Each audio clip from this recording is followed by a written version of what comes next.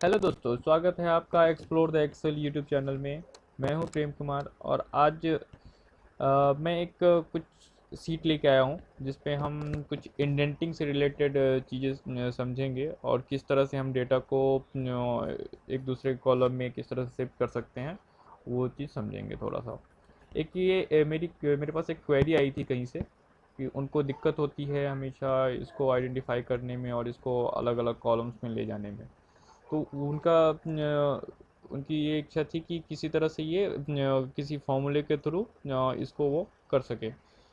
ठीक है, तो हम वही सीखने जा रहे हैं, उसी को देखने जा रहे हैं कि किस तरह से हम कर सकते हैं इसको। मैं इंडेंटिंग की बात कर रहा हूँ दोस्तों, आप यहाँ समझ पा रहे हो कि ये जो इंडेंटिंग की बात, यहाँ पे जो इंडेंटिंग है ये इंक्रीज इंडेंट और डिक्रीज इंडेंट, ये इस पे बात हो रही है अभी। ठीक है, हम जितना इसमें इंडेंट बढ़ाएंगे वो ये आगे की तरफ खिसकता जाएगा। आप देख सकते हैं यहाँ पे एम्प्लॉय स्टॉक कैसे किस तरह से आगे खिसकता जा रहा है। ठीक है, तो इस पे इस इस तरह के डेटा पे हम किस तरह से काम कर सकते हैं। एक्चुअली ये जो डेटा है वो निकलता है इतनी टैली से, जो लेज़र वगैरह निकालते हैं वहाँ से निकलता है। अब बेसिकली अब जब स्टॉक निकालोगे तो स्टॉक में भी कुछ इस तरह से आता है, स्टॉक लेजर में। तो काम आ सकता है आपका कई जगह पे ये चीज़। लेट्स सी, देखते हैं कैसे अपना होता है, कैसे ये वर्क करता है। तो सबसे पहले तो दोस्तों एक इसमें छोटा सा एक मैक्रो है, VBF कोड है। इसको आपको एक वो करना पड़ेगा, ये एक मॉडल बनाना पड़ेगा। जस्ट ये टाइप करना है, फंक्शन इंडेंट, एक फंक्शन क्रिएट करना है दैट मीन्स। ठीक है, एक फंक्शन क्रिएट करके इस तरह से और इसको सेव कर दीजिए आप। करेक्ट। अब इसको मैं क्लोज करता हूँ। आप देख लिया होगा आपने कि क्या क्या लिखा हुआ है ना, function indent cell as range application dot volatile indent equal to cell dot indent level. Okay, तो मैं इसको क्लोज कर रहा हूँ अभी। ये कि मैंने सेव कर रखा है। और इस फॉर्मूले इस फाइल को आपको सेव एज मैक्रो वर्कबुक करना होगा। जस्ट लाइक फाइल पे गए, सेव एज किया। ठीक है, जिस फोल्डर में हमें सेव करना है हम गए वहाँ पे, फोल्डर को मतलब फाइल को नेम दिया और यहाँ से जा कर के हमने यहाँ पे देख लिया Excel macro enabled workbook. Okay, तो इसको हमने क्लिक करके और इसको सेव कर दिया। ठीक है, ये मेरा पहले से सेव है इसलिए इसमें रिप्लेस कर दिया। अब हम आ जाते हैं कि हम इसमें कैसे करें। तो दोस्तों इसमें सबसे पहले तो यहाँ पे हमें निकालना होगा कि इंडेंट आइडेंटिफायर, इंडेंट इंडेंट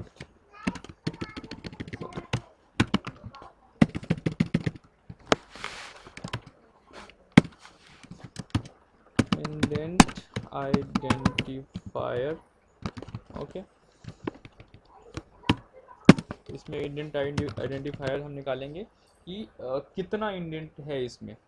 ठीक है, कितना इंडेंट किस में है वो हमें पता चलेगा इस फॉर्मूले से, इंडेंट। ठीक है, अब हमें सेलेक्ट करना है और ब्रैकेट क्लोज करना है। अब ये हमें बता देगा कि इसमें कितना इंडेंट है। इसमें तो कुछ भी इंडेंट नहीं है, देख सकते हैं आप, जीरो है, कुछ भी नहीं, बिल्कुल साइड में है। इसमें थोड़ा एक्स्ट्रा है तो इसमें आना चाहिए, इसमें थोड़ा और ज़्यादा है तो इसमें और ज़्यादा आना चाहिए। करेक्ट, तो इस तरह से इसका और इसका सेम है तो इन दोनों का सेम आना चाहिए इंडेंट। करेक्ट, अब इन तीनों का सेम है या इन दोनों का सेम है तो इन दोनों का सेम आना चाहिए, इन तीनों का सेम आना चाहिए। करेक्ट, तो लेट्स चेक, लेट्स सी, देखते हैं। ठीक है, अब इस फॉर्मूले को मैंने कर दिया ड्रैग डाउन जहाँ तक मुझे करना है। अब यहाँ पे आपका आइडेंटिफायर आ गया, आप देख सकते हैं कि आइडेंटिफायर यहाँ पे रिफ्लेक्ट कर रहा है। ठीक है, तो अब हमें ये देखना है दोस्तों कि हमारा जो मैक्सिमम और मिनिमम आइडेंटिफायर है वो क्या है। तो हमने यहाँ पे लिखा मिनिमम आइडेंटिफायर। ठीक है, मिनिमम आइडेंटिफायर क्या होगा, कैसे निकालेंगे मिनिमम के फॉर्मूले से। ठीक है, अब यहाँ पे जाएंगे, हम इसको सेलेक्ट कर लेंगे। करेक्ट, सेलेक्ट कर लिया। अब दूसरा हमें निकालना है मैक्सिमम आइडेंटिफायर, आइडेंटिफायर आइडेंटिफायर। अब ये कैसे निकलेगा, इक्वल टू मैक्सिमम, मैक्स, हमने रेंज सेलेक्ट कर लिया ब्रैकेट क्लोज कर दिया, एंटर मार दिया। ठीक है, ये हमने कर लिया। अब यहाँ पे हमें देखना होगा 0 से 4, जीरो मिनिमम 0 आ रहा है और मैक्सिमम 4 आ रहा है। अब हमें यहाँ पे 0 से 4 तक के कॉलम्स बनाने होंगे, 1 2 3 4। ठीक है, 4 तक आ गया हमारा, करेक्ट। अब इसके हिसाब से यहाँ पे हम इसको, सॉरी, एक ये कॉलम एक्स्ट्रा, रॉ एक्स्ट्रा हो गया, इसको थोड़ा सा नीचे कर लेते हैं, कोई दिक्कत नहीं, या फिर छोड़ देते हैं इसको ऐसे ही। अब यहाँ पे हम स्टार्ट करते हैं वो फॉर्मूला जिससे ये हम किस तरह से इस आइडेंटिफायर की हेल्प से हम इसको कैसे कॉलम वाइज कॉलम वो कर सकते हैं, कॉलम बाई कॉलम सेपरेट कर सकते हैं। अब यहाँ पे आप देख पा रहे होंगे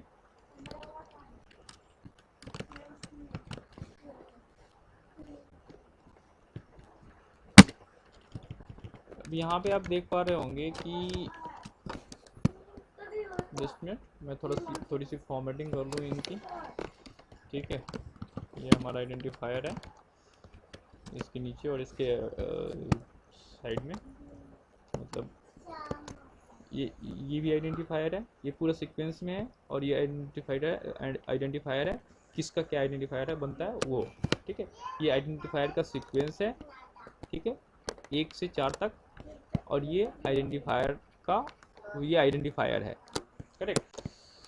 तो हम कैसे इसका यूज़ कर सकते हैं वो हम अभी देखने जा रहे हैं। ठीक है, तो सबसे पहले तो हमें ये देखना है कि इफ अगर यहाँ पे आइडेंटिफायर 0 है, ठीक है, मतलब ये जो आइडेंटिफायर है वो अगर इसके बराबर है, ठीक है। अब यहाँ पे K11 जो है ये आपका फिक्स हो जाता है।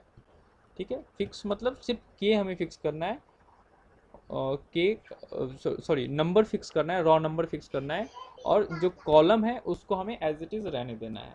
तो हमने रॉ नंबर को फिक्स कर दिया और ये कॉलम को हमने इंडिपेंडेंट छोड़ दिया, तो वो फर्दर आगे बढ़ता जाएगा, करेक्ट। और हमने J13 को भी, J13 में J को फ्रीज किया, दैट मीन्स कि हमने कॉलम को फ्रीज कर दिया, रॉ को छोड़ दिया, रॉ नंबर को छोड़ दिया, रॉ नंबर चेंज होता जाएगा। ठीक है,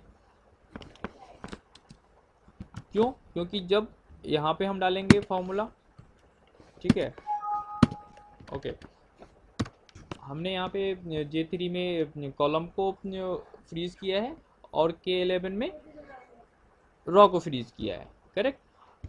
अब कहता है कि ये और ये बराबर होगा, तो क्या आएगा? ये आएगा, मतलब क्या आएगा? ए आएगा, करेक्ट, ए आएगा। अब ए में हमें क्या करना होगा? ए में हमें फ्रीज करना होगा उसका कॉलम।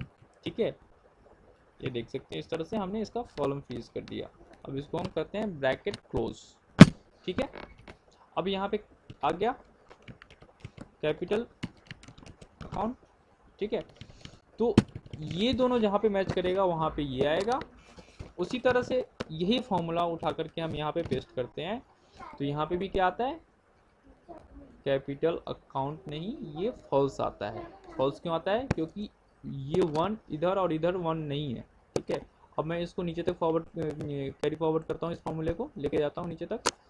अब इसमें देखेंगे किसी में भी मैच नहीं कर रहा, ये 1 इसमें है ही नहीं, इसलिए ये मैच नहीं कर रहा, करेक्ट। अब दूसरा आता है 2 वाला, फिर इसी फॉर्मूले को मैंने यहाँ पे पेस्ट कर दिया। ठीक है, इस फॉर्मूले को यहाँ पे पेस्ट करने के बाद अब देखते हैं क्या आता है। ये 2 इसके साथ मैच नहीं कर रहा, नीचे वाले में 2 है तो इसके साथ मैच कर रहा है, तो मतलब यहाँ पे हमारे पास आना चाहिए। हमारे पास आ गया, क्या आया? Reverse surplus. अब इसको हमने फिर नीचे किया, इसके साथ नहीं आया तो नहीं आया। अब जो 2 वाला है जिसमें 2 आएगा उसके साथ मैच करेगा, तो ये यहाँ पे डेटा देगा। ठीक है, डेटा दे रहा है। इसी तरह से हम ऐसे करके ये हर कॉलम में इस तरह से फॉर्मूला डाल देंगे, करेक्ट। अब क्या हम देख रहे हैं कि यहाँ पे सारी चीज़ें तो आ गई जो हमें चाहिए, बट जिस तरह से चाहिए उस तरह से नहीं आई। हमने सेपरेट तो कर दिया कि कौन कौन सा जो कंटेंट है वो कौन से कॉलम के लिए है, ठीक है, यहाँ पे हमने कर दिया है। अब मैं यहाँ पे कैपिटल अकाउंट की बात करूँ तो ये पहले कॉलम में कैपिटल अकाउंट आएगा, दूसरे कॉलम में कुछ नहीं है तो ये ब्लैंक रहेगा, तो इसको हम बाद में डिलीट कर सकते हैं, ठीक है। जो ब्लैंक रह रहा है, जीरो रह रहा है, उसको हम बाद में डिलीट कर सकते हैं, तो उसके लिए परेशान ना हो। ये हमारा एक एज ए टेम्पलेट हम बना लेंगे इसको, इस पर हम सारी वर्किंग करेंगे, ठीक है। तो अब क्या हुआ कि जिस कॉलम में हमें डेटा चाहिए वो तो हमने आइडेंटिफाई कर दिया कि इस कॉलम में ये वाला डेटा चाहिए, ठीक है। लेकिन यहाँ पे अगर कैपिटल अकाउंट है तो ये सारे कैपिटल अकाउंट के अंडर में आते हैं, करेक्ट है ना। तो ये इन सब में कैपिटल अकाउंट ही आना चाहिए, ठीक है। अब जैसे यहाँ पे रिवर्स एंड सरप्लस है, रिजर्व एंड सरप्लस है, तो रिजर्व एंड सरप्लस है, तो ये जो दोनों है, दोनों रिजर्व एंड सरप्लस है, तो ये तीनों में हमारा रिजर्व एंड सरप्लस आना चाहिए, करेक्ट। तो यहाँ पे एक पे आ रहा है, दो में नहीं आ रहा है, इसमें एक में आ रहा है, बाकियों में नहीं आ रहा है। ठीक उसी तरह से इक्विटी शेयर कैपिटल है, ये इक्विटी शेयर कैपिटल में ये सारे आते हैं, तो यहाँ पे भी सारे इक्विटी शेयर कैपिटल आनी चाहिए, करेक्ट। ये हमारी रिक्वायरमेंट है। तो अब इसको हम किस तरह से फॉर्मूले के थ्रू सही कर सकते हैं, ठीक है। अब हम उस फॉर्मूले की तरफ जाएंगे और किस तरह से इसको हम अपने अकॉर्डिंगली अरेंज करेंगे वो आप देख सकते हैं, ठीक है। तो हमने क्या किया, यहाँ पे एक फॉर्मूला ऐड कर दिया, ठीक है। इसको तो हमने फॉर्मूला बना ही लिया, साथ में एक फॉर्मूला यहाँ पे हम ऐड कर देंगे, ठीक है। यहाँ पे हमें फॉर्मूला ऐड कैसे करेंगे, अब ये हमें सोचना पड़ेगा। यहाँ पे मैंने क्या किया, आप देख सकते हैं ये ब्रैकेट में के अंदर में मैंने पूरा का पूरा फॉर्मूला डाल दिया। इससे क्या होगा कि हमें थोड़ी सी आसानी होगी, अगर हमें कुछ फॉर्मूला ऐड करना होगा तो हमें इसको तो रखना ही है। अब मैंने इसमें ये फॉर्मूला लगाया कि अगर ये वाला रिजल्ट जो है, जो ये कैपिटल आ रहा है, कैपिटल अकाउंट की जगह पे अगर ये फॉल्स आता है या फिर यहाँ पे फॉल्स आ रहा है, ये जो फॉल्स आ रहा है, अगर ये फॉल्स आ रहा है तो इसके जस्ट ऊपर में अगर फॉल्स के अलावा कुछ और है तो वो वाला डेटा यहाँ पे ला दे, ठीक है। और नहीं है, फॉल्स नहीं है, तो जो यहाँ पे है वो यहाँ पे उठा के ला दे, करेक्ट। अब हमें ये करना है, सपोज कि जैसे यहाँ पे देख सकते हैं कि यहाँ पे रिजर्व एंड सरप्लस है। अब रिजर्व एंड सरप्लस है यहाँ पे आ रहा है तो ठीक है, अगर नहीं तो फॉल्स जो इसके जस्ट ऊपर वाला है ना वो उठा करके यहाँ पे डालेगा। अब जैसे यहाँ पे फॉल्स है तो यहाँ पे रिजर्व एंड सरप्लस आना चाहिए था, नहीं आ रहा है, यहाँ पे फॉल्स आ रहा है, तो फॉल्स आने के केस में क्या करेगा, इसके जस्ट ऊपर वाला जो पार्ट होगा उसको जस्ट यहाँ पे कॉपी कर देगा, ठीक है। तो कैसे कर सकते हैं वो हम अभी देखेंगे। इसमें फॉर्मूला मैं इसमें लगाना स्टार्ट करता हूँ, देखते हैं। तो यहाँ पे टाइप करेंगे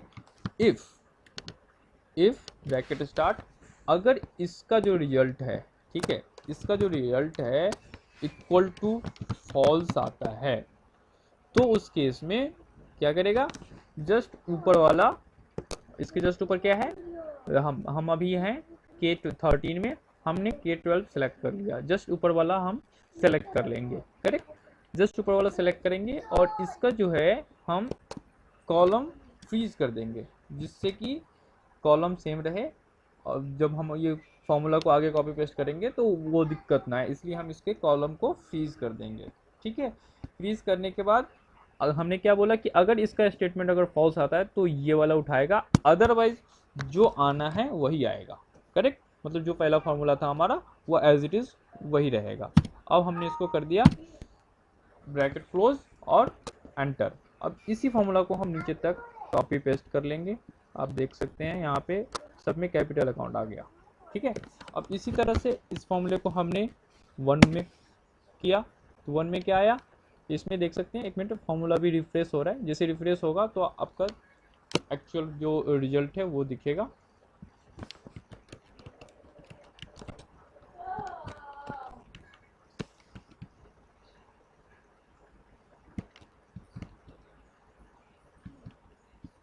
ओके, यहाँ पे थोड़ा सा गड़बड़ हो गया, हमने जब यहाँ पे ये K12 डाला, ठीक है, K12 डाला तो यहाँ पे जाके ये हो जाता है K13, बट यहाँ पे ये चेंज नहीं हुआ, ठीक है। यहाँ पे चेंज क्यों नहीं हुआ, ओके ओके ओके ओके, मैंने यहाँ पे गलत से फ्रीज कर दिया। यहाँ पे मुझे कॉलम नहीं, यहाँ पे मुझे रॉ फ्रीज करना है। ठीक है, रॉ फ्रीज करना है, तो बीच में हम डालेंगे और इसको, sorry sorry sorry sorry sorry sorry sorry sorry, यहाँ पे हमें कुछ कुछ भी फ्रीज नहीं करना है, एज इट इज़ इसको छोड़ देना है। ठीक है, कुछ भी फ्रीज नहीं करना है यहाँ पे हमें। ठीक है, आ गया। अब इसको हम उठा करके इसमें कॉपी कर देंगे, पेस्ट कर देंगे। तो अब यहाँ पे देखते हैं क्या आएगा, सब में 0 0 आना चाहिए, करेक्ट। अब इसी को फिर हमने यहाँ पे पेस्ट कर दिया, तो ये देखिए रिजर्व आ रहा है ना सेकेंड नंबर पे, ये इसमें और इसमें दोनों में रिजर्व भी आएगा, और इन सब में इक्विटी शेयर कैपिटल आएगा। अगर हमने ये वाला सेम फार्मूला यहाँ पे पेस्ट कर दिया तो ये देख सकते हैं आप, अभी रिफ्रेश हो रहा है, जैसे ही फार्मूला रिफ्रेश होगा आपको दिख जाएगा। ठीक है, जो ऊपर में फॉल्स आ रहा था वो एज इट इज़ रहेगा, बिकॉज कि उसमें कुछ है नहीं, तो एज इट इज़ रहेगा। और बाकी हमारा ये रिजर्व सरप्लस आ गया, और उसके अलावा जितने थे वो सारे इक्विटी शेयर कैपिटल आ गया। ठीक है, अब इसी फॉर्मूला को हमने थोड़ा सा और आगे पेस्ट कर दिया। अब क्या हुआ कि ऊपर वाले सारे ब्लैंक हो गए, क्योंकि ये कुछ थे नहीं। ठीक है, और ये वाले में आ गया, ये थर्ड कॉलम में जो आना था जय शर्मा, और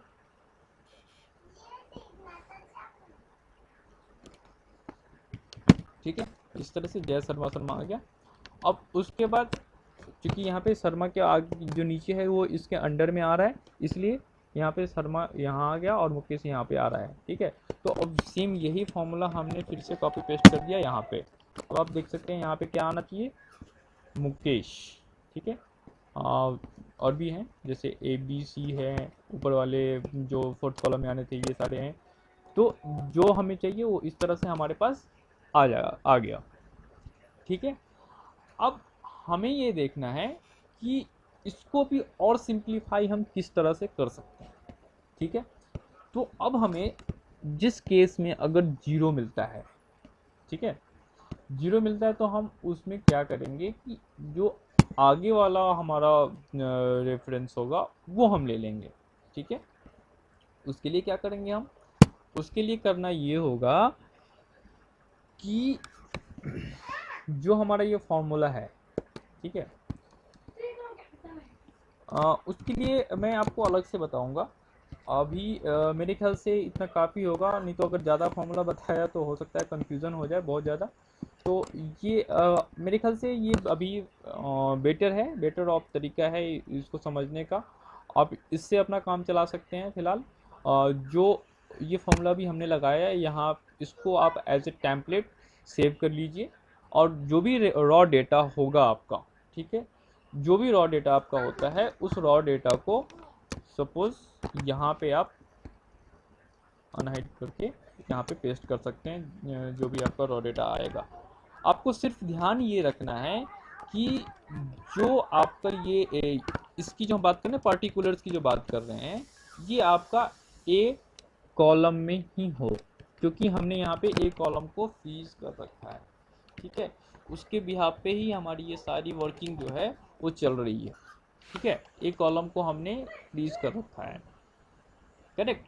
अगर हम उसको हटा देते हैं फ्रीज, तो हो सकता है कि प्रॉब्लम हमारे लिए बढ़ जाए। ठीक है, हमें बार बार उसको चेक करना होगा, सही करना होगा चीज़ों को, तो ये दिक्कत हो सकती है। इसलिए थोड़ा केयरफुली आप जो रेफरेंस इसमें दिया हुआ है फॉर्मूले का, उस रेफरेंस को थोड़ा केयरफुली ध्यान से देखें और उसके अकॉर्डिंगली एक्ट करें। तो आज के लिए इतना ही, धन्यवाद। देखते रहिए मेरा channel explore the Excel. Video पसंद आया हो तो लाइक कीजिए और सब्सक्राइब कीजिए, ताकि आपको मेरी हर एक वीडियो का अपडेट टाइम से मिलता रहे। Thank you.